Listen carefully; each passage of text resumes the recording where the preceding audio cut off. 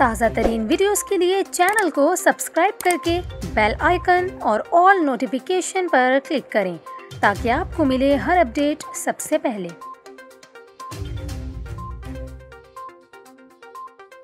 और यहाँ पर आपको ख़बर दें, क्यूबा और अमेरिका की रियासत फ़्लोरिडा को तूफ़ान आइएन का सामना है। गैर मुल्की ख़बरसां इदारे के मुताबिक क्यूबा के 6 सूबों में हंगामी अलर्ट जारी कर दिया गया है। क्यूबा में तेज़ हवाओं के साथ बारिश का सिलसिला भी जारी है, जबकि मुतासरा सूबों के दरमियान चलने वाली ट्रेन और बस सर्विस भी मअतल कर दी गई है। मीडिया रिपोर्ट्स के मुताबिक क्यूबा के बाद तूफ़ान बुध या जुमेरात को अमरीकी रियासत फ़्लोरिडा के साहिल से टकराएगा। अमरीकी मीडिया के मुताबिक शदीद बारिशों और सैलाब के ख़तरे की वजह से फ़्लोरिडा की 67 काउंटीज़ में हंगामी सूरत हाल नाफिज कर दी गई है। इसके अलावा अमरीकी सदर जो बाइडन ने फ़्लोरिडा की 24 काउंटीज़ के लिए हंगामी इमदाद की मंजूरी दे दी है।